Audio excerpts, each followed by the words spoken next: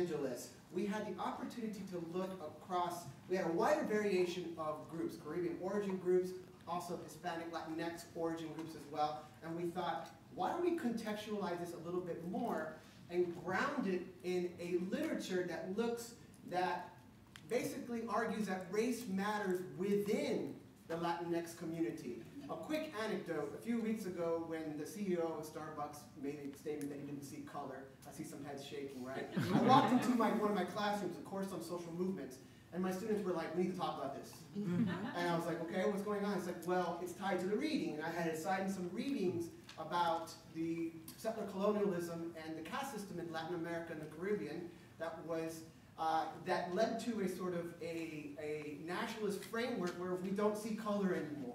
That we are all Mexican, we're all Cuban, we're all so forth, that negates anti-blackness. That suppresses people's racialized histories, right?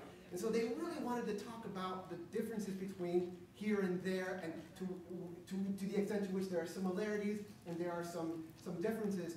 And so that history there largely informs this part of the report. I think most of us have filled out a questionnaire census form, and there are histories here of social movements putting pressure on the census to say we need to be counted, however imperfect it is, right? So what we did is that we broke down Latinos by race, right? Self-reported race. You're aware that the census will ask you a question, and they'll say, it used to be the other way around. They'll ask them, what is your race question, and you choose between Black, African American, white, Native American, American Indian, Asian, and some other race. Well, I believe it was in 2000, they flipped it where they asked a Hispanic, Spanish, Hispanic, Latino question. You put your ancestry, and then you're asked to self-report your race. What we did is we took those two categories together. We took the aggregate of those, and we broke down the three largest Latinx groups in our study here in the Miami MSA. This includes Fort Lauderdale and Palm Beach, all right? So as you can see here, we have a heavy undercount of, across the board, Cubans, Colombians, Panamanians, and Dominican in terms of the other and Black category. Now there is a literature that helps us explain this that we're not going to get into, it's going to be difficult to get into, but Dr. Hamilton and many others have called it a passing on blackness amongst Latinos, a bleaching the rainbow, a flight to whiteness. Whereas you find, for example, those who are likely in the Black category are more likely to look Black by American norms. A lot of head shaking, yeah, absolutely. You also find, we're going to get to in a second, that despite higher levels of education, as was just pointed out, that we're going to show you the numbers, that income disparities, that education does not have an impact on income as we expect it to do when we see it as a great panacea. But I'll be quick on the Cuban part. I wrote a book called Miami's Forgotten Cubans. Now, if you're thinking about it, there's nothing forgotten about Miami's Cubans. But it came from a young woman that I interviewed very quick and working in a local restaurant where people were surprised that she was Afro-Cuban and that she was here because in the literature, most Afro-Cubans ended up in the Northeast or were pushed by the state, I need to point out, including the Cuban refugee program, pushed out and away from Jim Crow Miami in the 60s and so forth, and then later on because Miami was a racially hostile place. And this is what they told me in their histories. And when people say, oh my gosh, you're Cuban, you're one of us, you would say, have you forgotten that Cuba's a Black country? So I took the term forgotten and twisted it a bit. So I wanted to just talk about that. And also in my work, I found that many Black Cubans, some who actually did arrive amongst white passing exiles, including my own family members, they found that they expected to replicate their middle class status in Cuba. There were very few middle class Afro-Cubans at the time, I need to point that out. But if they were, they expected to replicate it. But when they got here, it wasn't just racism at large, it was intra-Cuban racism in the ethnic enclave. They tried to rent in Little Havana, they tried to rent in predominantly Cuban areas, and white Cubans would not rent to them. Wow. In other words, the distancing with Blackness was not just a distancing from African Americans, but also the distancing from Afro-Latinidad. So, Dr. Cleland? Wow. So, as part of this story, we have to keep in mind that, so we have this distancing from Blackness that we have to pay attention to. But also, we have this other category, right? And what happens with a lot of Latinos in this country is that they'll put other when they don't want to answer this question, they know they're not racialized as white, right, in this country, but they don't want to put that they're black either. And so we have over 40% of Latinos in this country putting other. And so that complicates, where people really lie as far as how they're racialized, in the United States. How I see myself and how I'm racialized, right, can be two different things, right, particularly, I think, for the Latino community. And so that's why you see this other category. But also, right, to reinforce this idea that although we want to look at these numbers as far as, black versus white is concerned within the Latino community, we have to keep in mind that this is undercounted, right? That there are people that just won't put that they're black, and that's just a reality of it, right? But we can use these numbers to examine some of the disparities that exist. And I want to talk a little bit about how Miami is unique, because, I always tell my students, Miami is a bubble. There is no other city in this country that operates racially in the way that Miami does, and much of that is because of so many diverse ethnic and racial populations, but also so many diverse black populations, right? Which is why this report is so special, because it captures all of those differences. And so the first thing we want to look at, I have a clicker. Okay. So the first thing we want to look at is percentage of head of household with bachelor degree or higher. And so here, with this data, we can look at the differences as far as race is concerned. And what I want to talk about a little bit, and I'm also currently conducting work on race here in Miami, is that we want to say that, yes, when you are black in Miami, you have, right, a disparate experience, disparate levels of wealth, but also, I think it's important to point out that Miami is a place where if you are of Latino descent, even if you are black, you have a certain level of privilege in the Latino community as compared to other black populations, particularly African Americans, right? And we have to look at that as something, that occurs in Miami, that there is, I've heard Cubans say, that they will, speak English to somebody, because they think that they're African American, and then when they speak Spanish, they'll say, oh, you're one of us, right? So there's a level of privilege there, but also, right, there's a distancing, because the reason that they were speaking English in the first place is because they didn't think that that black person was Cuban. And so that comes out in these numbers, right? That comes out in these numbers as far as this, level of privilege that, Afro-Latinos do have in Miami when compared, right, to African Americans. And so here we see some of those differences.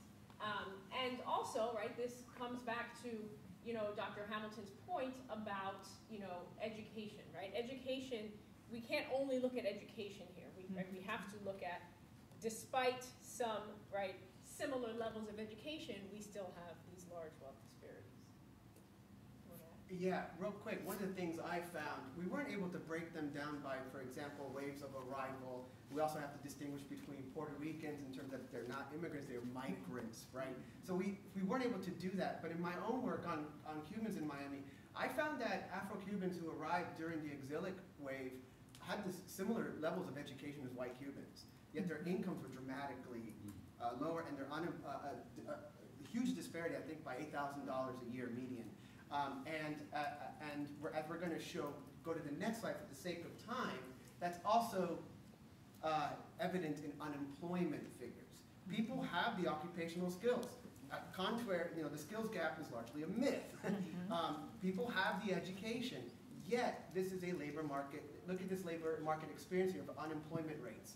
I want to just quickly throw in, when you hear the president say things like, oh, I have this low unemployment rate, and he brags about a low unemployment rate for certain groups, that doesn't talk about, we're not talking about underemployment. We're not talking about precarious employment, precarious low-wage jobs, the Uber economy, if you will.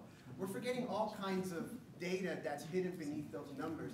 It's also not full employment, right? And maybe we'll talk about a federal job guarantee later, and so forth. But if you look at these disparities, you're going to see disparities by race in that the U.S. black community in Miami, non-Latinx, by the way, we use the X to be gender inclusive here, and we interchange between the O the I when we're specific to women, right? And the X also is what people who don't identify within the binary. So we're using US, if you could see here, white compared to whites do better, but there's a quote that Derek, I believe he told the Washington Post, whereas today, if the black unemployment rate nationally, or even in Miami, or any of these communities here, were equivalent to the white unemployment rate now, we'd be calling it a national crisis, right? And so that's something that we need to underscore and need to understand. Whenever you hear that rhetoric, we're not talking, let's look at the data on the types of jobs we're talking about, the pay and so forth. So Miami is unique in this position, as well as the intra-group disparities between white and black, despite the Latinos here, right, and particular groups, despite the fact that you have, in some cases, similar levels of education. Yeah, I think also it's important to point out that these local reports, we need them, right? Because if we look at the national gap between white and black unemployment, you know, it's right now it's about 4% or so, right? But if we look at Miami, right, we're seeing a nearly 10% gap. So we also have to pay attention to, right, what these gaps look like in particular cities, because a lot of times they are heightened, right? And so we have these heightened disparities in Miami when we compare to national numbers. Okay. Okay, so I want to talk about, we're going to show, you know, household income, and then also talk about home ownership. And I want to, you know, perhaps everyone knows this story, but I want to emphasize it anyway, right? That we have to understand the ways in which our federal government facilitated, right, Cuban settlement here in this country during, right after the Cuban Revolution in 1959. And so the U.S. government spent, right, $1 billion, right, on the Cuban refugee program to ensure that Cubans had, right, educational training, housing, right, access to business loans, language instruction, all of the, you know, programs that were poured into this particular community means that you see much higher levels of success when compared to other immigrants. Also, we have to take into consideration the immigration status, right, that Cubans, you know, hold in this country, where they are able to apply for residency after a year and a half, right, and citizenship after that 5 years. And so they have, right, this fast track towards citizenship as well, which holds them in a different position than some other groups, right? And we don't necessarily see that in this slide, but we will see it in the other slides. And so here we see, again, right, that when we're looking at income, we don't see these huge disparities, but the overall story is that we are seeing difference compared to, right, whites in Miami overall.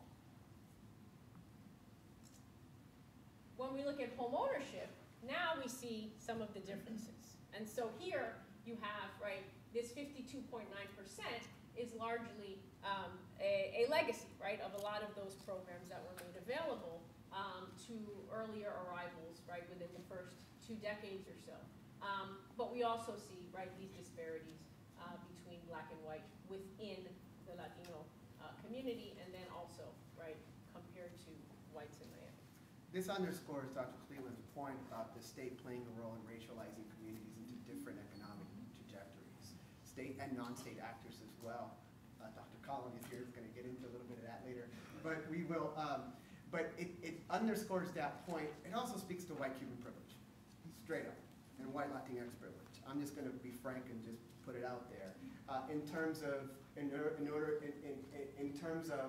as was nicely put, sort of direct government intervention in assuring that during the context of the Gulf War, that you have a community that ascends, essentially, while others are not privy to those same asset formation types of policies. That is pretty frank in our data. The other part of that is that because, you know, the Cuban community was kind of given this path toward, you know, integration into society in Miami, that also means that other Latin American communities, right, also find that their experience is much different here in Miami than it would be in other cities. And so that's why we see, you know, higher levels of success also, right, among Colombians, among Venezuelans, right, among Argentines. And so that's also important to note whereas for black, right, for blacks with Latin American ancestry, they're not having that same experience. So there is a level of privilege for white Latinos here, but there is, right, a process of exclusion and marginalization for those that are non-white.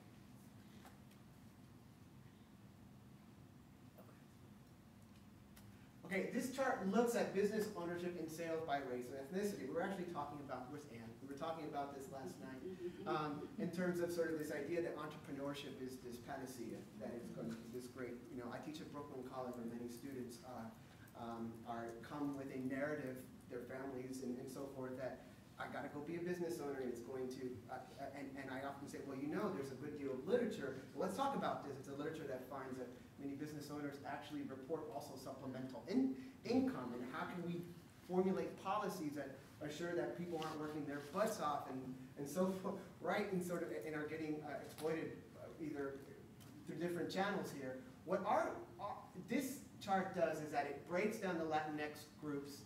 It includes Mexicans this time using the MSA because we found a larger sort of sample size, right? And it looks at their sales. And if you compare, you can see that the Latinos sort of occupy kind of especially Cubans occupy kind of a middle space here relative to what whites do out. Look at that. That figure, 92.8 in terms of their sales. And non-Latinx, 68.3 versus Latino, 30.1. What else did you want to say after that? Well, I mean, it goes back to what I'm saying about this, right, this level of privilege, right? If we compare the Cuban numbers in Miami to the Cuban numbers, right, throughout the United States as a whole, we see that, right? Miami represents this privilege, right, for, you know, for Cubans in particular. I think what's also interesting is that, you know, Puerto Ricans do not, right, necessarily have this level of privilege. And often Puerto Ricans can be racialized in different ways, right, than Cubans are, and some South Americans who are, you know, racially white as well. And so this just shows this kind of uniqueness of Miami and the spaces that it opens up, you know, for Cubans and other Latinos, but those who are, right, racially or racialized as white. As well as the role of the Small Business Administration in promoting low interest loans for early arrivals of Cubans as well. That's captured in those numbers.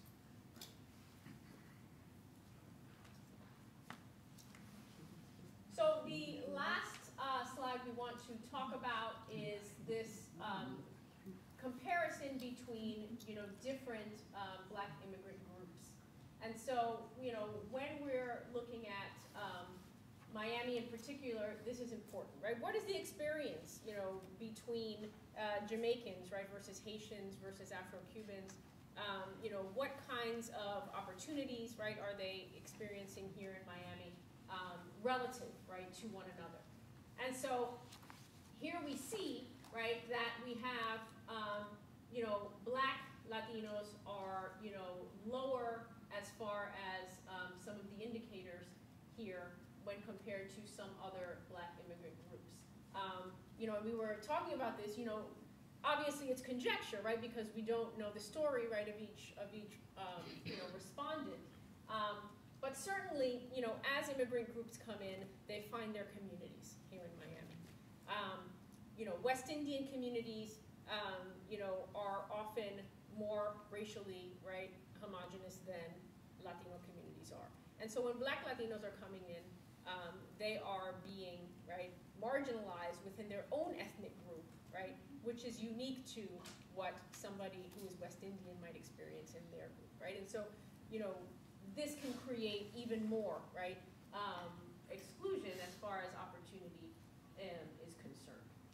But overall, right, we can see that, you know, with different groups, there are different levels, right, of education, of unemployment, of income, and we have to pay attention to, right, these differences and why, right, why they exist and what are the roots of each, right, group having a particular experience or indicator.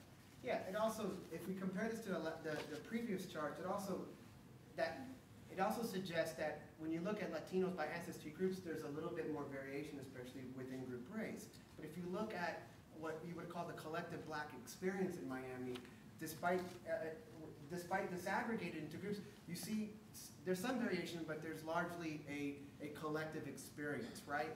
This speaks to a controversial thesis by Eduardo Bonilla Silva, sociologist, who argues that we're moving toward a triracial formation in the United States that is akin to racial formations in Latin America and the Caribbean, and that is that you have whites, you have an intermediary or sort of honorary whites, and you have a collective black experience. That doesn't mean that that, as you pointed out, folks live in the same neighborhoods and so forth, but in terms of social treatment, in terms of racialization, in terms of economic outcomes, that tends to be sort of,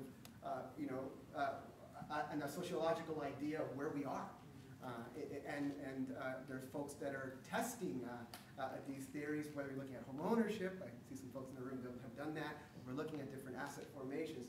Who gets what, and how is it that, we'll get to the panels in a second. Yeah. And I think just lastly, I want to emphasize that we are hoping this report forces Miami or someone in Miami, right, to take account of race. Because, we have this rich and diverse population. However, we don't talk enough about race and what its effects are, how different people fare in this city, depending on what racial group they belong to, what ethnic group they belong to. And so I think that while you have voices, right, that are talking about this in different places, we need, right, a larger conversation about race and wealth and opportunity in this city that I do not think we've had just yet. And so hopefully this